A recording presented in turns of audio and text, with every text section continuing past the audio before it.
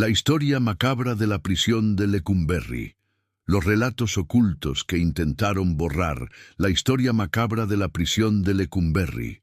Los relatos ocultos que intentaron borrar. La primera vez que Arturo cruzó la puerta oxidada del antiguo Palacio Negro de Lecumberri, ya no era un preso ni un guardia, sino algo mucho más prosaico, un archivista contratado por el gobierno para ordenar el pasado. Las rejas seguían ahí, los muros gruesos también, pero sobre el patio central se levantaba la promesa de modernidad. Un archivo general de la nación, digitalización de documentos, restauración de expedientes. En los papeles, Lecumberri había dejado de ser prisión para convertirse en memoria histórica. En la realidad, sin embargo, seguía siendo un edificio que respiraba por las heridas. Antes de continuar, déjame hacerte una pequeña invitación. Si te gustan este tipo de historias macabras y bien documentadas, te pido que te suscribas al canal para no perderte las próximas narraciones. Y cuéntame en los comentarios desde qué ciudad o país nos estás viendo. Así sabré hasta dónde llega el eco de Lecumberri. Arturo no era hombre de sustos fáciles. Estudió historia en la UNAM.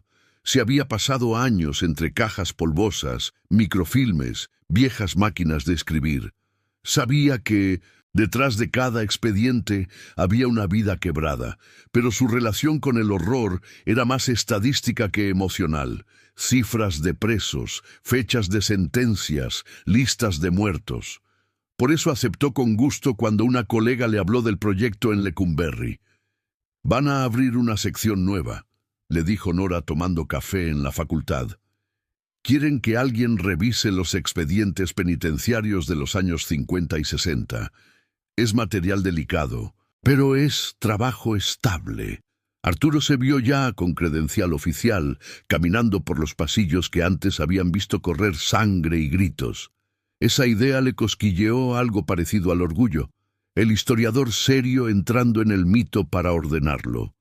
El primer día, sin embargo, una sensación distinta lo recibió.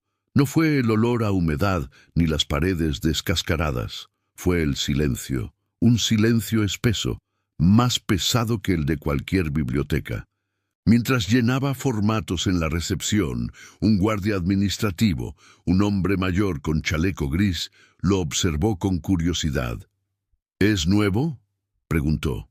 «Sí, vengo al proyecto de penitenciaría. Me dijeron que iba a trabajar en el ala norte». El guardia apretó los labios. «Ah, el ala norte», murmuró. «Bueno, joven, cualquier cosa que vea rara, la reporta». «¿Raro cómo?», se rió Arturo, pensando en roedores o filtraciones. El hombre levantó una ceja. «En este lugar, raro, tiene muchas formas. Le dieron una tarjeta de acceso y lo enviaron al tercer nivel, donde los pasillos conservaban todavía rejas interiores, como venas metálicas de otro tiempo. Las oficinas nuevas convivían con celdas tapiadas, muros remendados, ventanas que ya no se abrían. A él le asignaron un espacio pequeño, pero bien iluminado, una mesa, una computadora, una lámpara de escritorio y al fondo, un ventanal que daba al patio interno. «Aquí va a recibir cajas con expedientes de la antigua prisión», explicó la coordinadora, una mujer meticulosa llamada Elisa. «Los clasificamos por año y tipo de delito. Lo que usted tiene que hacer es revisar, detectar omisiones, cruces, coincidencias.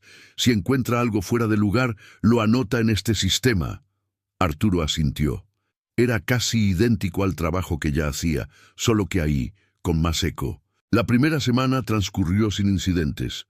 Cajas de cartón marcadas con fechas: 1954, 1957, 1962. Expedientes amarillentos con letras firmes en tinta negra: ingreso por robo, reclusión preventiva por homicidio, traslado a celda de castigo. Ocasionalmente algún sello borrado, alguna página arrancada, nada que un historiador no esperara. Lo extraño comenzó a la segunda semana, cuando apareció una caja sin etiqueta. La dejaron sobre su mesa en silencio. No había número de inventario ni fecha, apenas una palabra escrita a lápiz en la tapa. Dispersos. ¿Quién trajo esto?, preguntó Arturo a la primera persona que pasó por el pasillo. Creo que vino del sótano, respondió un asistente joven, Omar. Están vaciando cosas viejas. Pero todo debería tener folio. Omar se encogió de hombros. En Lecumberri, casi nunca debería coincide con lo que es. Por curiosidad profesional, Arturo abrió la caja. Adentro, más que expedientes, había restos, carpetas sin portada, hojas sueltas, pedazos de formularios. Algunos estaban pegados por la humedad, otros llevaban anotaciones a mano en tinta deslavada. No seguían un orden claro. Entre las primeras hojas que vio, un encabezado repetido llamaba la atención. Medidas disciplinarias especiales. No era el típico reporte de conducta. Leyó un caso al azar. Interno, FGC. Sin nombre completo, solo iniciales. Año 1965. Motivo: participación en disturbios internos. Medida disciplinaria: reclusión en celda sin registro. ¿Celda sin registro?, murmuró. En los esquemas que había estudiado, todas las celdas de Lecumberri estaban catalogadas. La noción de celda sin registro era casi una contradicción administrativa. Abrió otro documento. Interno, RMS, año 1964. Observación: trasladado al área de dispersión por orden verbal. Nada de firmas, nada de número de celda. Ese mismo día, al bajar a comer, comentó el hallazgo con Nora, que también trabajaba en Lecumberri, pero en otra ala. «Área de dispersión», repitió ella frunciendo el ceño. «En los planos oficiales no existe algo llamado así». «Justo», dijo Arturo. «Son como expedientes fantasma, medidas disciplinarias que no están en ningún manual». Nora guardó silencio unos segundos. «Mi abuelo fue carcelero aquí en los 60», comentó al fin. «Nunca quise preguntarle mucho, pero una vez, antes de morir, me dijo que había lugares de los que no se hablaba ni en los pasillos. Tal vez». Arturo se inclinó hacia adelante. «¿Tal vez qué? Tal vez esa área de dispersión sea uno de esos lugares». La conversación lo dejó inquieto. Cuando volvió a su cubículo, el sol ya estaba cayendo sobre el patio interno y las sombras de las antiguas torres de vigilancia se estiraban como dedos. Abrió más papeles de la caja dispersos. En varios aparecía una misma anotación marginal, escrita a mano como un recordatorio hecho con prisa: no consolidar en lista general. En otros, alguien tachaba el nombre del interno hasta volverlo ilegible. Esa noche, cuando los corredores comenzaron a vaciarse, Arturo se quedó más tiempo del que debía. La luz de su cubículo era una de las pocas todavía encendidas. Le parecía que cada página era una pieza de un rompecabezas escondido. Presos que desaparecían dentro de la propia prisión, celdas sin número, castigos que no figuraban en la reglamentación oficial. A cierta altura, la puerta de su sala chirrió. «¿Sigue aquí, joven?», era el guardia del chaleco gris. «Ya casi cierran el acceso principal». «Ya voy, solo termino de revisar esta caja». El hombre miró la tapa sin etiqueta, leyó dispersos y frunció la frente. «¿De dónde sacó eso?». «La dejaron en mi mesa». «¿Pasa algo?». El guardia respiró hondo. «Si quiere un consejo de viejo, no se meta demasiado con los papeles que vienen del sótano. Algunas cosas se dispersaron por algo». Arturo sonrió, fingiendo desdén. «Con todo respeto, don, si algo está en papel, tarde o temprano alguien tiene que leerlo». «Sí», dijo el guardia, «pero no siempre es buena idea ser ese alguien». En los días siguientes, Los documentos dispersos empezaron a ocupar más espacio en su mente que los expedientes normales. En vez de ir directo a las cajas ordenadas, se veía jalando aquella sin etiqueta, como si algo lo llamara. Encontró listas de traslados internos sin destino aclarado, notas en las que se mencionaban tubos y calabozos externos, mapas dibujados a mano donde aparecían corredores que no coincidían con los planos actuales. Uno de los papeles era distinto, una hoja mecanografiada con el título Relación de sucesos extraordinarios, uso interno. El texto era corto, pero cada línea pesaba. Narraba incidentes en las celdas de castigo, presos que decían oír voces en las paredes, gritos que venían de corredores supuestamente vacíos, manchas que aparecían y desaparecían en el piso. Al final, una frase en mayúsculas: estos relatos no deben quedar en actas. Instrucción directa de la dirección. Arturo se recostó en la silla. Ahí, en una frase oficial, estaba la confesión de que Lecumberri no solo encerraba cuerpos, sino que intentaba encarcelar también historias, y que, cuando no lo lograba, al menos ordenaba borrarlas. La semana siguiente decidió pedir acceso a los planos antiguos de la prisión. Buscó a Elisa. Necesito revisar los mapas de distribución de celdas entre los años 50 y 70, dijo. Hay menciones a áreas que no aparecen en los planos modernos. Ella lo miró con cierta reserva. ¿Tiene un motivo formal para eso? Sí, estoy cruzando expedientes con la estructura física, buscando inconsistencias. Elisa suspiró.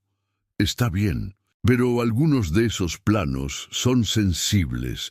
No queremos alimentar leyendas de más, advirtió. Lecumberri ya tiene suficientes fantasmas en la prensa como para que encima empecemos a inventar nuevos. No voy a inventar nada, respondió. Solo quiero entender por qué hay presos que parecen haberse dispersado dentro de la misma cárcel. Le dieron una carpeta dura con varias copias de planos. Arturo las llevó a su cubículo y comenzó a comparar. En un plano de 1958 había una anotación a lápiz en uno de los lados: corredor de aislamiento, acceso limitado. En otro, de 1963, una serie de cuadros sin numeración marcados apenas con una X. Al lado, alguien escribió: no incluir en visita oficial. Por más que los cruzara con los planos actuales, esos corredores y cuadros simplemente no existían en la versión moderna del edificio. Era como si después del cierre de la prisión, determinadas áreas hubieran sido borradas no solo de los registros, sino de la propia arquitectura.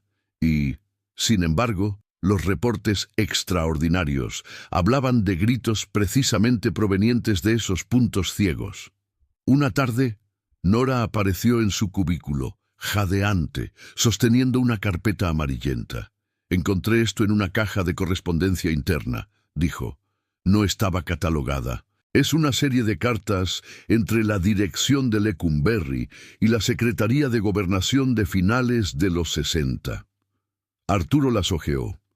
En varias, el director de la prisión se quejaba de la exposición pública innecesaria de los casos de maltrato. En otra, pedía medidas para manejar la presión mediática. Pero una carta, fechada en 1968, destacaba sobre las demás. Con respecto a los sucesos en el área de dispersión, reitero que los internos ahí colocados no figuran en la relación oficial, conforme a lo acordado. Sin embargo, las manifestaciones que aseguran escuchar y ver cosas durante la noche están generando inquietud incluso entre el personal.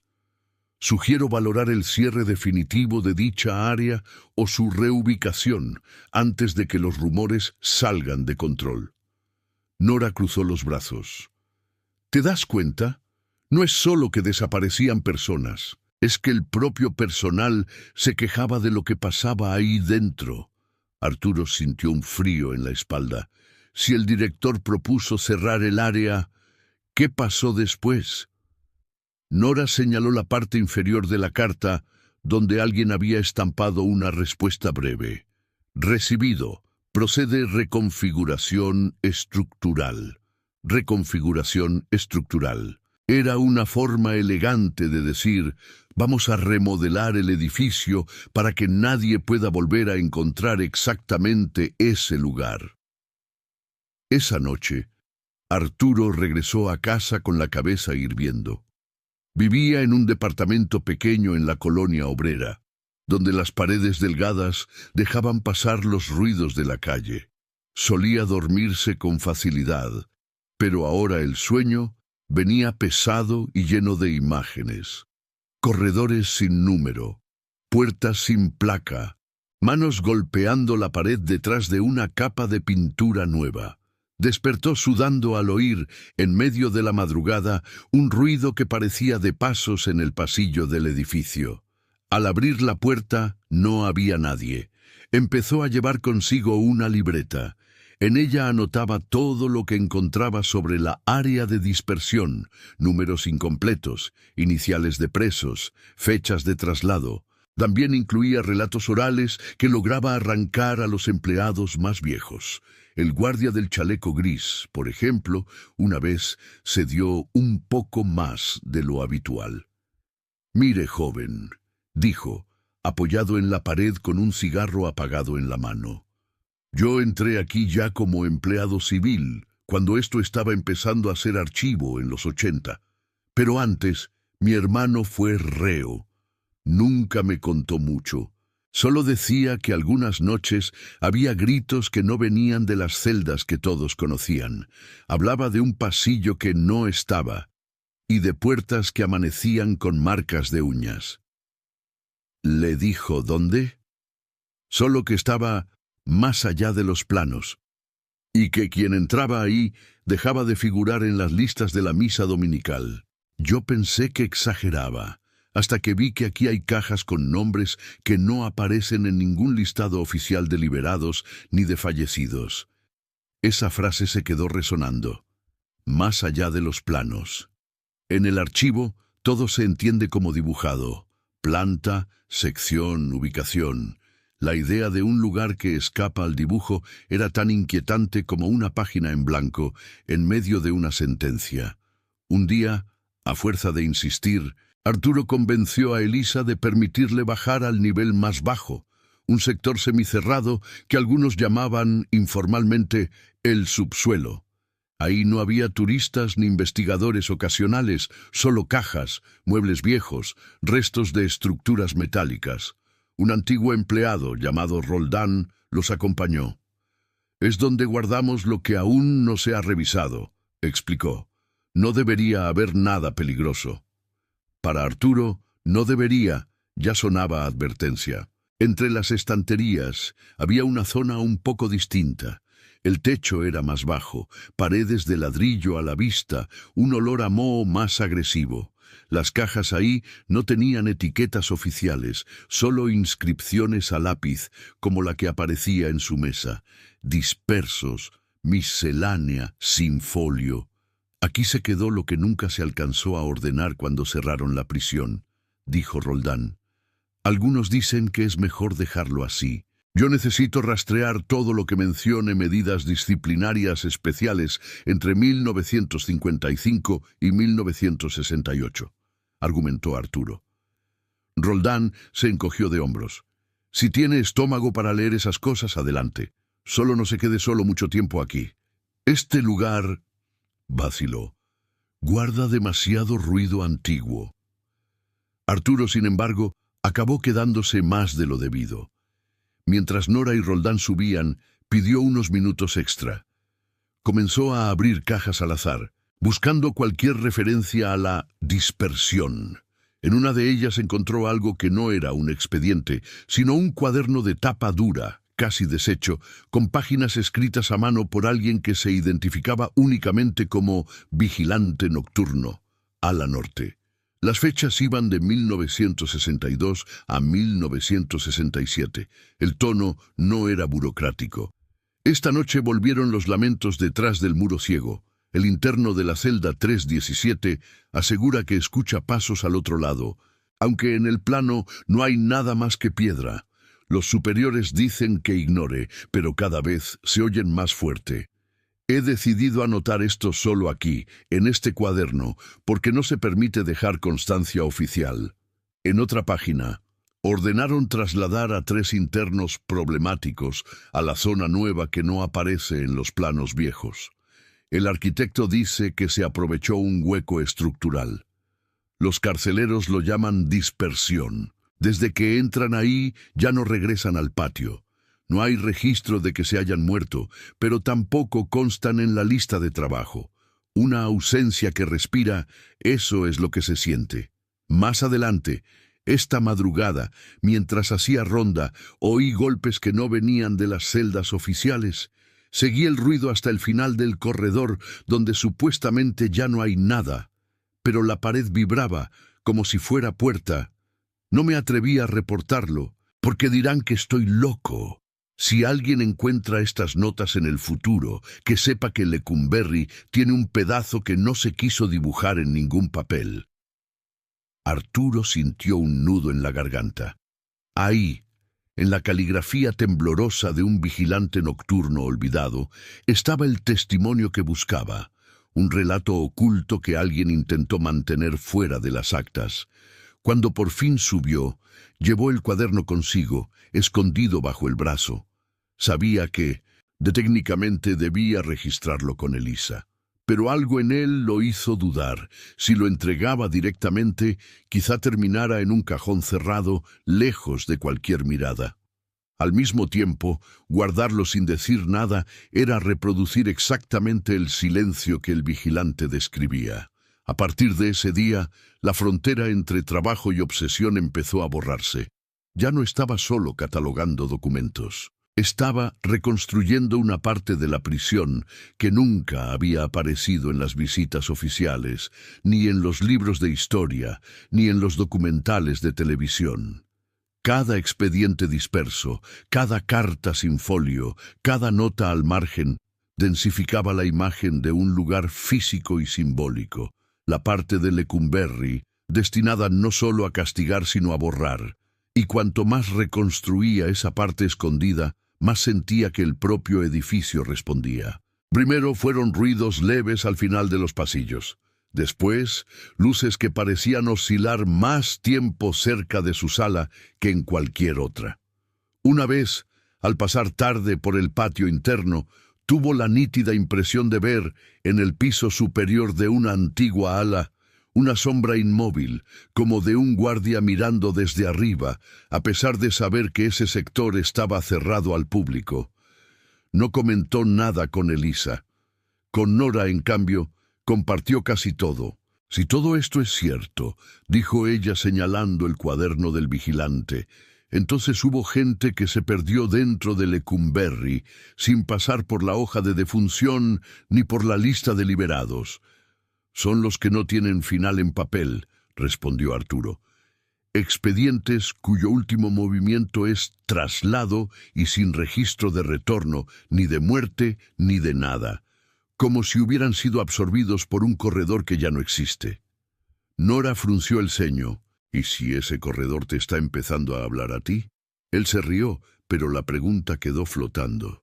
No creía en fantasmas en el sentido tradicional, pero sí en estructuras que guardan durante décadas el eco del sufrimiento. Y Lecumberri, por donde se caminara, exhalaba ese eco. El proyecto oficial, en teoría, tenía un objetivo claro: ordenar, digitalizar, cerrar pendientes. Poco a poco, sin embargo, Arturo entendió que había otro objetivo no declarado: mantener ciertas cosas dispersas. Siempre que señalaba una anomalía más grave, como un grupo de internos sin salida documentada, recibía una respuesta estándar de Elisa: «Regístrelo como inconsistencia por falta de datos y siga adelante. No tenemos recursos para reconstruir todos los casos». Falta de datos. Era un eufemismo perfecto para «alguien decidió borrar». Fue en ese punto cuando decidió que su trabajo ahí no podía ser solo institucional. empezó a construir en paralelo un archivo aparte. No un archivo físico, sino una narrativa. En su libreta alineaba los fragmentos como si escribiera la historia de una prisión dentro de la prisión, el nacimiento del área de dispersión, las protestas silenciosas de los guardias, los gritos detrás del muro ciego, la decisión de remodelar el edificio para disolver ese lugar en el concreto. Aún no sabía que ese impulso de narrar terminaría cobrándole un precio. Por ahora, solo sentía que necesitaba dar forma a aquello que Lecumberri y sus burocracias insistían en llamar exceso de papel, porque como aprendería muy pronto, en Lecumberri todo lo que se intenta dispersar acaba regresando, no solo en los documentos, sino en la propia experiencia de quien se atreve a hurgar donde no debería. Arturo empezó a notar que, desde que había encontrado el cuaderno del vigilante nocturno, sus días en Lecumberri se medían menos por horarios laborales y más por la intensidad de los ruidos que escuchaba. El eco de los pasos en los corredores ya no le parecía simple acústica de edificio antiguo. Ahora cada pisada le recordaba la frase «más allá de los planos». La idea de que existiera un fragmento físico de la prisión que no figurara en ningún diagrama lo obsesionaba, pero también le despertaba una inquietud nueva. Si ese lugar fue diseñado para que nadie lo encontrara, ¿qué significaba que ahora él estuviera trazando su contorno a partir de papeles dispersos? Comenzó a hacer algo que en principio no estaba autorizado. Trabajaba con la puerta del cubículo entrecerrada y pegaba sobre la pared, con pequeñas tiras de cinta, copias de planos y notas. Un mapa personal de la zona invisible empezó a formarse, flechas que salían de las crujías conocidas hacia pasillos que, según el cuaderno, vibraban de noche, marcas rojas donde las cartas hablaban de reclusión en celdas sin registro, pequeñas X negras donde los expedientes indicaban traslado interno como último movimiento. Nora, al entrar un día, se quedó mirando ese mosaico de papeles. «Parece que estás armando un panóptico al revés», dijo. «En vez de vigilar a los presos, estás intentando vigilar un hueco». «Es lo único que falta en todos estos documentos», respondió Arturo sin apartar la vista. «Sabemos quién entró, pero nunca quién salió. Falta el final físico». Nora se acercó más. «Si lo que dices es cierto, entonces no es solo un hueco físico, es un hueco legal», señaló. «Gente que, oficialmente, dejó de existir sin pasar por el trámite de la muerte. Y sin pasar por el trámite de la libertad», añadió él. Durante varios días se concentró en una línea en particular. Los internos que habían sido trasladados a la área de dispersión entre 1964 y 1968. Los expedientes coincidían en algo. Casi ninguno pertenecía a delincuentes comunes. Las anotaciones hablaban de actividades políticas, distribución de panfletos, participación en manifestaciones. Varios nombres le sonaban: estudiantes, obreros, miembros de pequeños grupos de izquierda de los que había leído en libros sobre movimientos sociales. «Esto se cruza con lo que pasó en el 68», murmuró una tarde, con la frente casi pegada al monitor. «Algunos de estos internos fueron arrestados meses antes de Tlatelolco». Nora lo escuchó desde la puerta. «Y no aparecen en las listas de presos que después fueron trasladados a otras cárceles», añadió. «Es como si una parte de la represión se hubiera quedado cerrada aquí dentro». Elisa, en cambio, empezó a incomodarse con el rumbo que tomaban sus análisis. «Arturo», le dijo en una reunión breve, «me están llegando reportes de que está haciendo conexiones que no están dentro del alcance del proyecto». «¿Qué tipo de conexiones?», preguntó, sabiendo de sobra la respuesta. «Políticas», respondió ella sin rodeos. «Este trabajo es archivístico, no es una investigación sobre la represión del Estado. Nosotros solo clasificamos. Pero los documentos hablan de eso, aunque no queramos, replicó. No es que yo esté leyendo entre líneas, es que las líneas están ahí, aunque les hayan quitado nombres. Elisa apretó la mandíbula. Lo único que le pido es que en los informes oficiales se limite a consignar inconsistencias sin entrar en interpretaciones. Lo demás, si quiere, escríbalo fuera del horario laboral. Arturo entendió el mensaje. Podía seguir reconstruyendo la historia que el edificio guardaba, pero no podía hacerlo bajo el paraguas institucional. Era, en el fondo, un recordatorio de que Lecumberri había cambiado de función, pero no de naturaleza. Seguía siendo un lugar donde las cosas incómodas debían quedar en zonas de sombra. Esa noche decidió quedarse aún más tarde. Sabía que los vigilantes hacían ronda cada cierto tiempo, pero también sabía que había franjas de silencio más profundas, cuando el reloj del pasillo marcaba las 10 y las 11, y la ciudad afuera era apenas un murmullo lejano.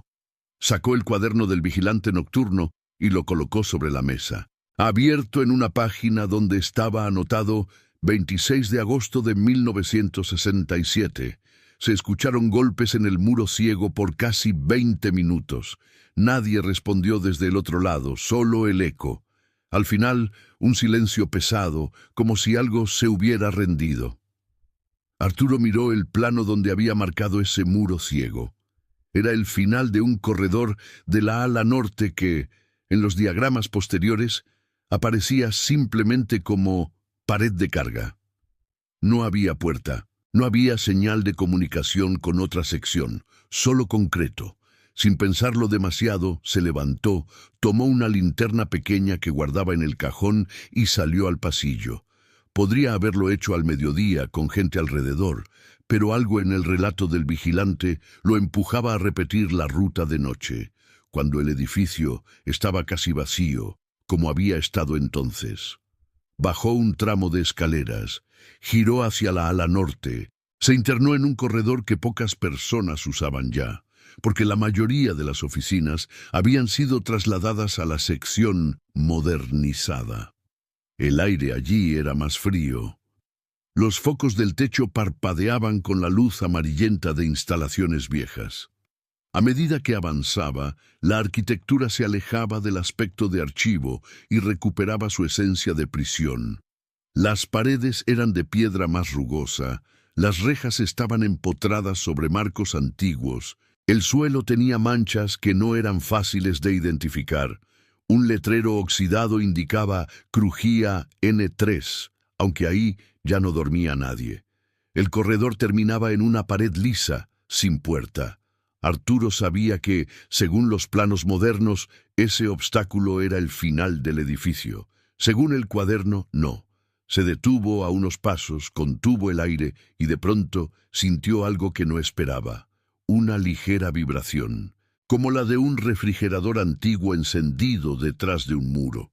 No era ruido, era más bien un temblor mínimo que recorría la superficie. Apagó la linterna un instante para acostumbrar la vista a la penumbra. La mitad del corredor quedó sumida en sombra. Solo el foco más cercano, parpadeante, dejaba ver un halo pálido sobre la pared. Arturo se aproximó hasta poder tocarla con la palma. Estaba fría, pero no tanto como debería en una noche de concreto viejo. No tiene por qué haber nada, se dijo a sí mismo. Es solo un muro. Sin embargo, cuando apoyó la oreja, percibió una especie de murmullo lejano. No era una voz clara, eran golpes muy suaves, como si algo se moviera del otro lado sin terminar de tomar forma. Su mente racional le dijo que podía tratarse de tuberías, de flujo de agua, de vibraciones transmitidas desde otra sección del edificio. Su cuerpo, en cambio, sintió un escalofrío directo en la columna. Retrocedió. «Basta», murmuró. «Ya comprobé que aquí hay algo más que piedra». Volvió a su cubículo con el corazón acelerado, intentando traducir esa experiencia en términos archivísticos. Presencia de infraestructura oculta. Espacio no mapeado.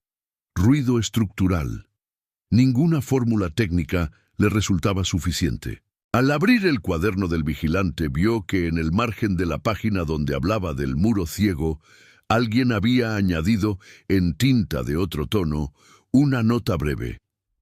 No insistir. Algunos ruidos son respuesta. Durante los días siguientes, la sensación de que el edificio le respondía se hizo más concreta.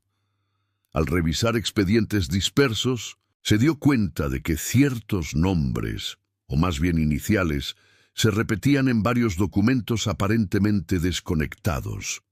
FGC, por ejemplo, aparecía como interno trasladado a celdas sin registro, como participante en disturbios, como objeto de vigilancia especial y luego como parte de una lista de personas a reubicar por orden verbal.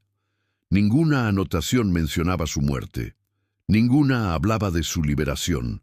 Simplemente se diluía. Es como si la prisión hubiera aprendido a convertir cuerpos en ruido, le dijo una tarde a Nora. Un ruido que, con el tiempo, se vuelve un silencio cómodo para los archivos. O para los que mandaban sobre los archivos, añadió ella. Empezaron a cruzar esa información con bases de datos externas. Listas de desaparecidos de la época, registros periodísticos, incluso testimonios recogidos por organizaciones de derechos humanos. Algunos de los internos de la zona de dispersión tenían familias que jamás supieron en qué punto exacto se había cortado el hilo de sus vidas. Esto debería estar en la Comisión de la Verdad, comentó Nora. No solo en tu libreta. Pero si lo saco de aquí sin que haya una base sólida, me van a acusar de inventar, respondió. Necesito algo más que fragmentos. Necesito una pieza que describa el mecanismo. La pieza apareció de la forma más inesperada. Una mañana al llegar, encontró en su mesa una carpeta que no estaba ahí el día anterior. No tenía código, ni sello, ni fecha. Solo un nombre escrito en la parte frontal con letra elegante. Informe interno sobre uso de celdas no registradas. No había nota que explicara quién la había dejado. Miró hacia el pasillo. Nadie. ¿Esto lo pusiste tú?, le preguntó a Omar cuando pasó. No, yo apenas llegué, respondió el asistente. Pero el guardia del chaleco gris estuvo rondando hace rato. Arturo abrió la carpeta con cuidado. Dentro había unas 10 hojas mecanografiadas, sin firma visible, aunque el estilo sugería que las había redactado alguien con formación jurídica. El documento describía la creación de una unidad privada de contención interna, destinada a personas cuya peligrosidad se consideraba no solo delictiva, sino política. Se hablaba de celdas preparadas en espacio residual de estructura, accesibles a través de un corredor cerrado a los planos públicos. Una frase lo dejó helado. En caso de fallecimiento dentro de dicho espacio, se sugiere no integrar el registro al sistema penitenciario regular, sino manejarlo por vía discrecional para evitar fricción mediática. Ahí estaba, el mecanismo. No era solo la celda invisible ni la ausencia de plano. Era la decisión consciente de borrar muertes de la contabilidad oficial. Los cuerpos de la zona de dispersión podían desaparecer sin que nadie tuviera derecho a preguntar por ellos en el lenguaje frío de las estadísticas. Esto no es solamente horror histórico, dijo Nora cuando le mostró el informe. Es una instrucción de cómo mentir en los registros. Y estaba guardado en una carpeta sin código, en un lugar sin plano, añadió Arturo. Durante ese día casi no se habló de otra cosa. Elisa los vio juntos, inclinados sobre la carpeta, y se acercó. «¿Qué están revisando?», preguntó con tono neutral. Arturo dudó una fracción de segundo. Podría haberle mostrado el documento, integrarlo al proyecto oficial, dejar que se manejara por los cauces normales. En cambio, dijo, Son más expedientes dispersos, inconsistencias viejas, nada sistemático aún. Elisa asintió sin insistir. Recuerde no dedicar demasiado tiempo a lo que no se puede catalogar, advirtió. Este proyecto tiene plazos. Cuando se fue, Nora miró a Arturo. ¿Por qué no se lo enseñaste? Porque lo va a convertir en material sensible y lo va a encerrar en algún lado, respondió él. Este informe existe precisamente para que nadie lo vea.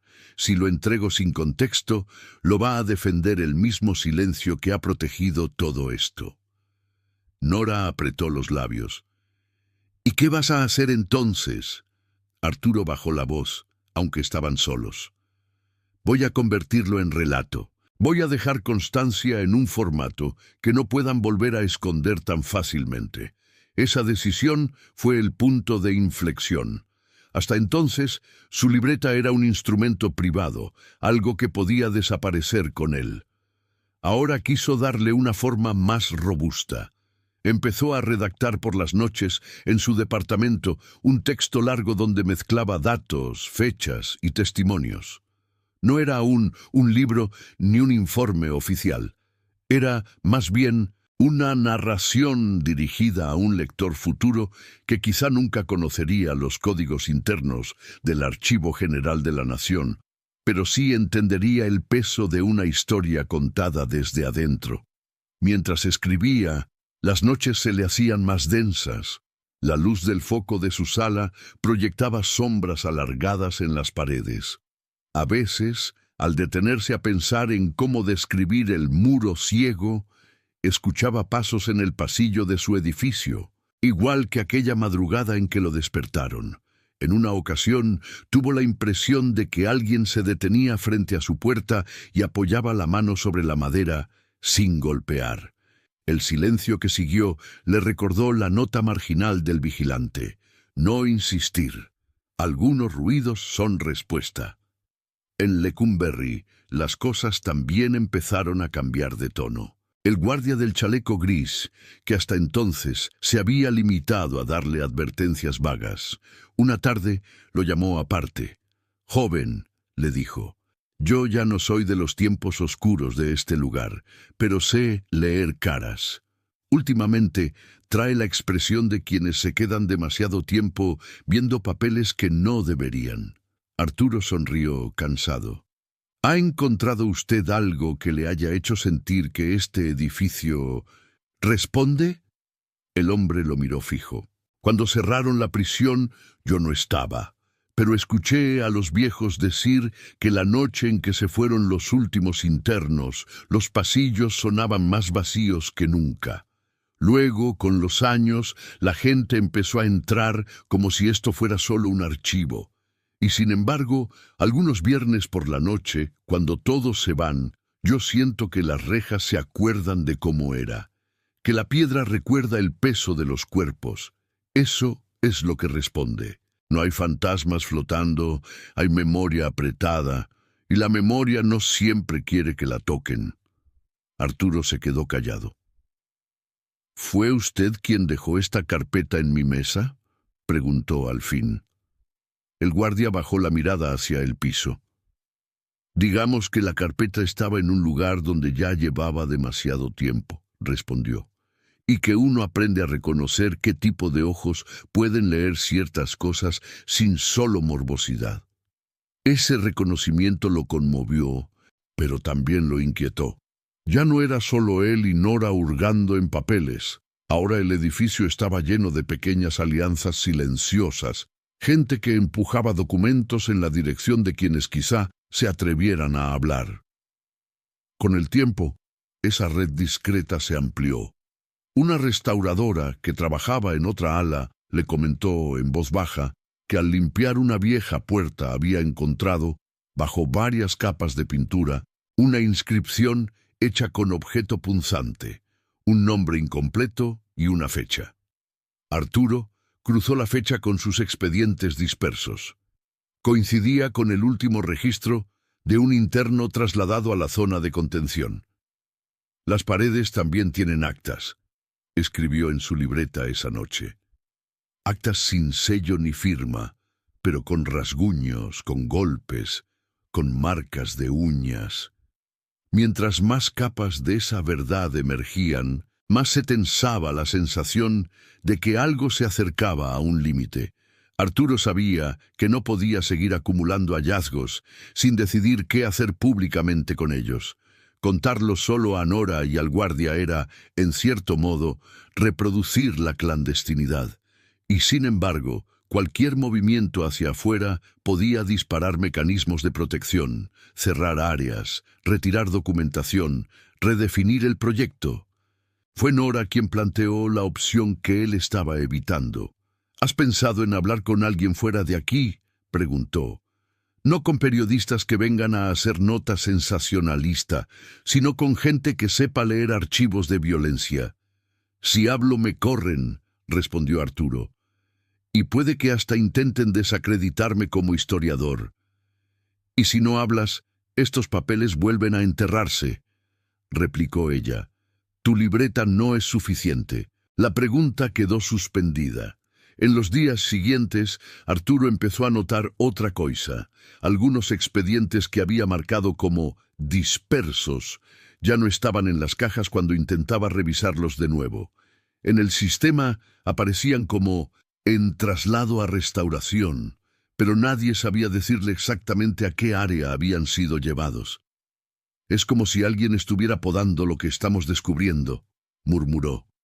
Fue entonces cuando ocurrió una pequeña, pero decisiva, fisura en la rutina institucional. Una joven pasante que apenas llevaba semanas en el archivo, al pasar por su cubículo, le dijo casi en susurro: «Oí que ustedes están revisando cosas de la vieja prisión. Mi abuelo desapareció en los 60. Siempre nos dijeron que lo enviaron a Lecumberri y que luego ya no hubo registro. ¿Hay forma de saber si...?» Arturo la miró en silencio. Hasta ese momento, su trabajo no tenía rostro de víctimas concretas. Eran números, iniciales, huecos en los planos. Ahora, en la puerta de su cubículo, había una nieta pidiendo que esos huecos se tradujeran en respuesta. «A veces no se puede saber todo», dijo con cautela. «Pero sí se puede dejar constancia de que hay vidas que fueron borradas de los registros a propósito. Mi abuela siempre dice que lo peor no es que se haya muerto», respondió la joven, «sino que nunca le dieron papel que dijera, aquí se acabó». Arturo sintió que en esa frase estaba el núcleo de la historia que estaba tratando de escribir.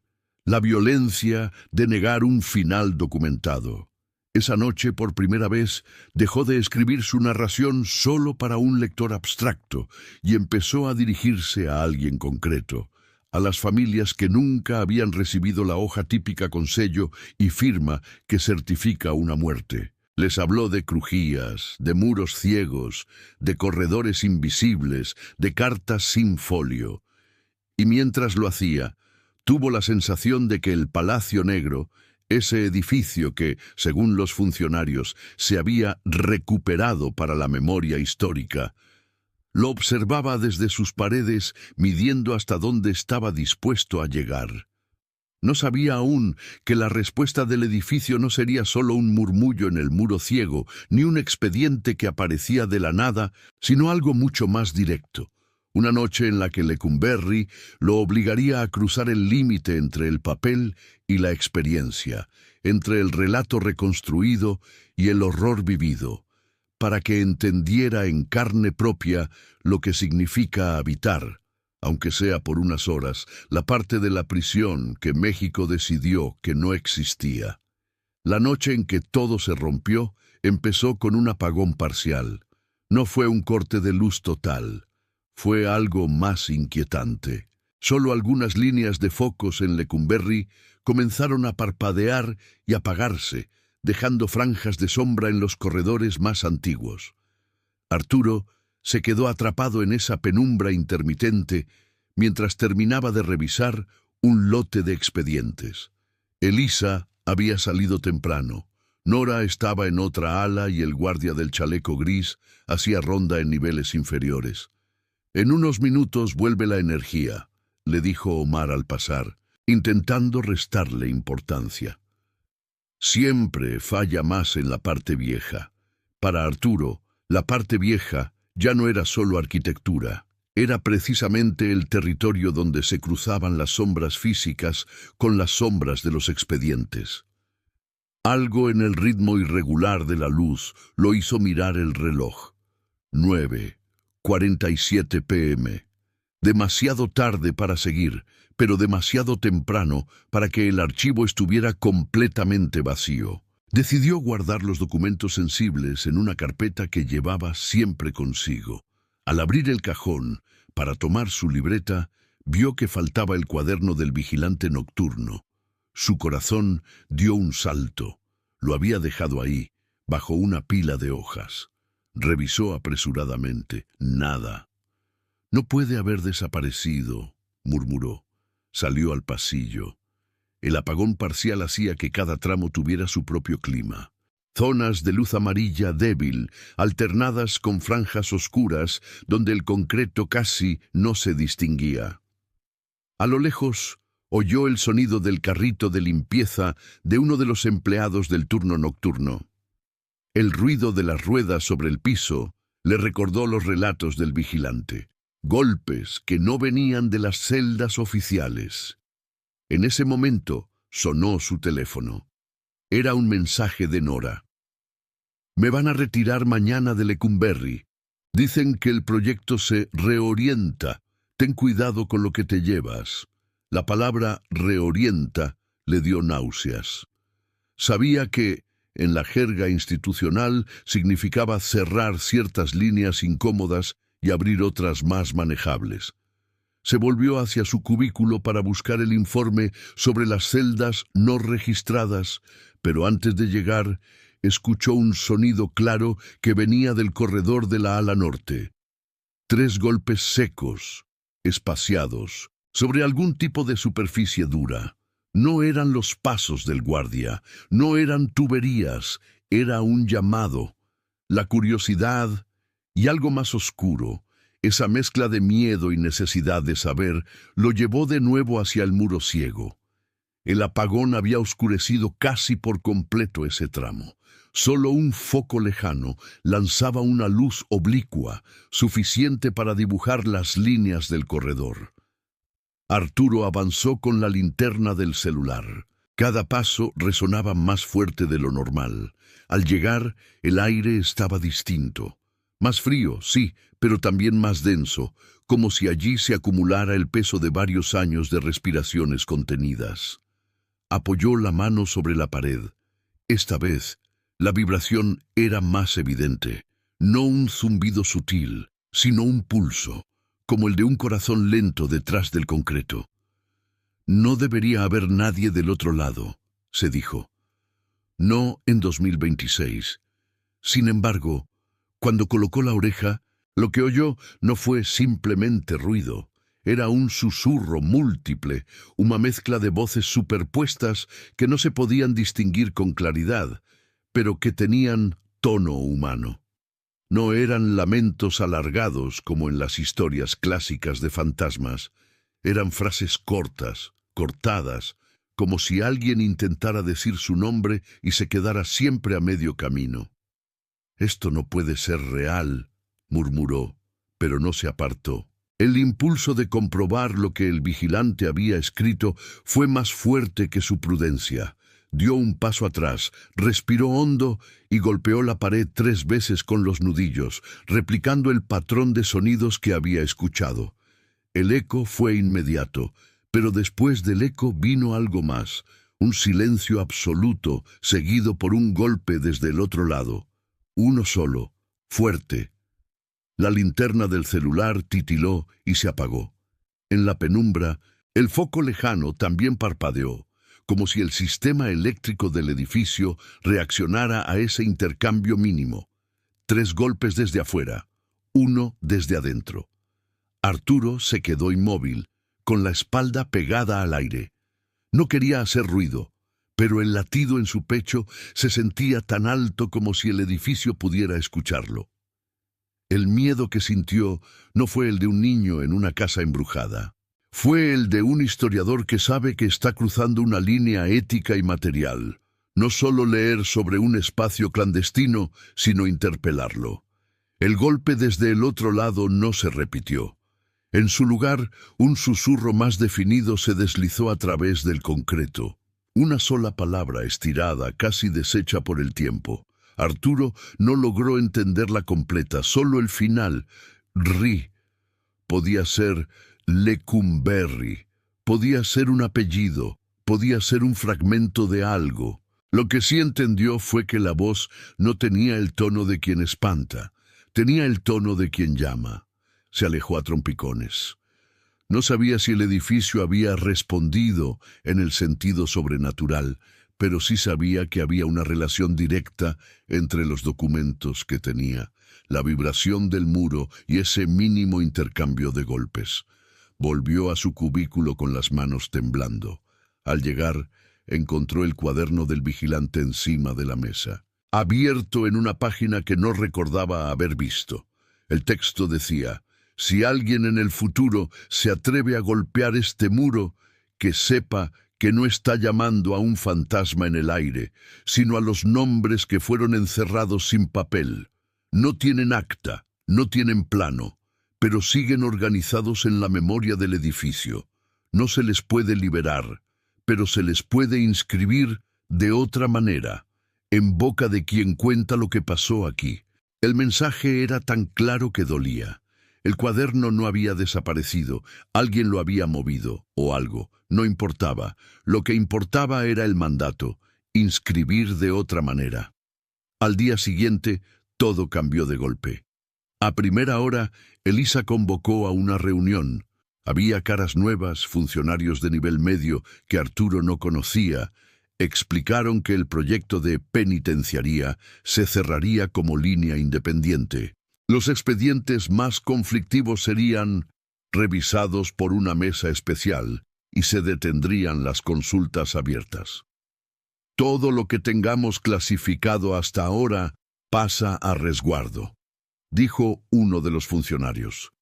No habrá más trabajo en celdas ni en áreas antiguas. El archivo necesita enfocarse en líneas menos sensibles. Arturo miró a Nora. Ella bajó la vista. Sabía que la estaban apartando. ¿Y qué pasa con los documentos que no han sido catalogados?, preguntó él. Con las cajas dispersas, los informes internos, los planos incompletos. Se integrarán en inventarios de segundo nivel, respondió el funcionario. El acceso será controlado. El proyecto termina aquí. Esa frase, el proyecto termina aquí, le sonó idéntica a la lógica de las celdas sin registro. Un cierre administrativo que no coincide con o cierre moral. Cuando salieron de la sala, Elisa lo llamó aparte. Sé que sientes que esto es una forma de censura, dijo. Y lo es, en cierto sentido. Pero también es la realidad de cómo se gestionan estos espacios. Hay cosas que, si se abren demasiado, se salen de control. Eso ya pasó, respondió Arturo. Se salió de control cuando decidieron que algunas muertes no merecían acta. Nosotros lo único que hemos hecho es verlo. Elisa lo miró con una mezcla de cansancio y miedo. Te voy a decir algo que no voy a poner por escrito, susurró. Haz con tu libreta lo que tengas que hacer, pero no me lo traigas. Si tengo que elegir entre proteger mi chamba y proteger tu relato, no voy a poder con las dos. Era una forma retorcida de apoyo, pero era apoyo al fin. En las semanas posteriores, Arturo fue retirado oficialmente de cualquier tarea relacionada con Lecumberri. Lo reasignaron a un proyecto menor sobre archivos administrativos de los años 90. El cambio de tema era casi una humillación. Pasar de los documentos más oscuros de la historia mexicana a licitaciones vencidas y oficios de rutina. Nora fue enviada a otro edificio. El guardia del chaleco gris fue cambiado de turno. Todo eso parecía parte de una estrategia para desarmar el pequeño tejido humano que se había formado alrededor de la zona de dispersión. Sin embargo, lo esencial ya no se podía revertir. Arturo tenía la libreta, tenía el cuaderno del vigilante, tenía copias del informe interno y notas de los planos. Tenía sobre todo la experiencia de haber oído el muro responder. Fue entonces cuando tomó la decisión que marcaría el final de esta historia. No acudió a una comisión oficial ni a una mesa académica. Decidió contar lo que sabía en el único espacio donde el control institucional llega más tarde, la narrativa pública. Preparó un guión largo para un documental, no uno de esos productos superficiales sobre fantasmas en Lecumberri, sino un relato histórico y macabro sobre la forma en que una prisión se convirtió en archivo sin dejar de ser mecanismo de borrado. En ese guión, que empezó a circular años después en formato de video, Arturo no usó nombres completos de internos. La mayoría ni siquiera los tenía. Pero sí contó la historia de la área de dispersión, celdas sin registro, informes internos que ordenaban manejar las muertes por vía discrecional, cartas sobre reconfiguración estructural, planos con pasillos borrados y un vigilante que anotó en un cuaderno clandestino los golpes en un muro que oficialmente no conducía a nada. También se atrevió a narrar su propia experiencia en la ala norte, la vibración en la pared, el intercambio de golpes, el susurro fragmentado, el cuaderno reaparecido con la nota sobre inscribir los nombres en la voz de quien cuenta. No lo hizo como anécdota paranormal barata, sino como símbolo. El momento en que la memoria del edificio, comprimida durante décadas, empujó a un archivista a entender que su trabajo no podía quedarse en el silencio técnico. El impacto fue más grande de lo que esperaba. No hubo escándalo nacional ni titulares en primera plana, pero sí ocurrió algo decisivo. Personas que habían perdido familiares en los 60 y 70 empezaron a escribirle. Algunas le contaron historias increíblemente parecidas. Abuelos, tíos, padres que entraron a Lecumberri y luego nunca tuvieron un papel que dijera «murió aquí» o «salió de aquí». Gente que había cargado por años con la sensación de que su duelo estaba incompleto. «Lo que usted contó del muro ciego», escribió una mujer desde Puebla, «así siento yo que está mi familia, pegada a una pared donde no hay puerta. Saber que alguien por lo menos ha visto que esa pared vibra es más de lo que jamás nos dio el Estado». Arturo entendió entonces que el verdadero efecto de su relato no estaba en demostrar que Lecumberri estaba embrujado, sino en ofrecer una forma de nombrar una violencia que había operado en la invisibilidad. La historia macabra no era solo el miedo físico, era la certeza de que hubo vidas que se borraron deliberadamente del papel. El Archivo General de la Nación nunca reconoció oficialmente la existencia de celdas no registradas ni de una área de dispersión.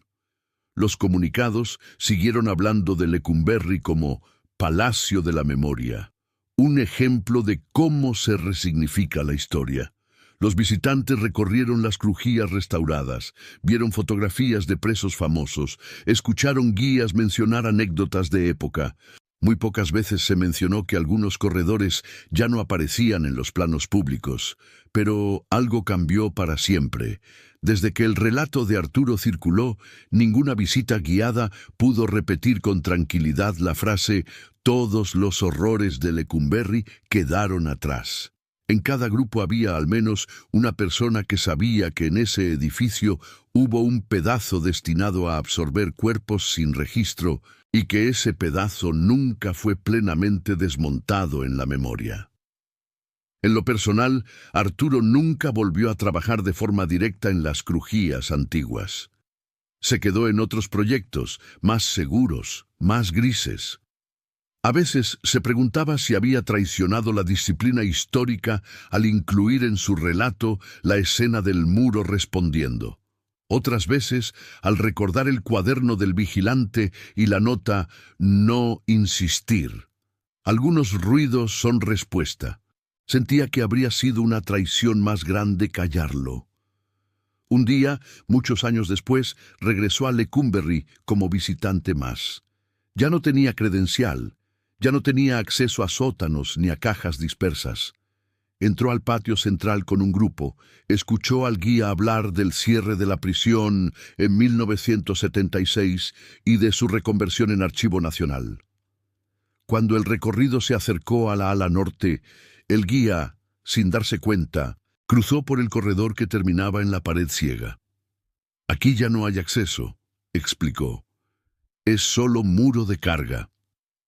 Arturo se quedó unos segundos atrás del grupo. Miró esa superficie aparentemente anodina y, sin tocarla, susurró para sí: «No es solo muro, es todo lo que intentaron borrar». En ese momento, una ráfaga de aire frío recorrió el pasillo, como si viniera desde ningún lugar concreto. No hubo golpes, no hubo susurros audibles, solo ese cambio de temperatura que recordaba que el edificio seguía respirando por las heridas. El final de esta historia no fue una puerta que se abrió ni un fantasma que se materializó. El final verdadero fue más fuerte y más incómodo. Lecumberri siguió siendo, para el Estado, un palacio de la memoria ordenada. Para Arturo y para quienes escucharon su relato, se convirtió en otra cosa, en un monumento a la forma en que México aprendió a desaparecer personas también en el papel. Y cada vez que alguien en cualquier ciudad del país se pregunta dónde está la hoja que diga «Aquí se acabó la vida de mi familiar y así fue», la historia macabra de la prisión de Lecumberri vuelve a golpear el muro invisible donde se guardan los nombres dispersos.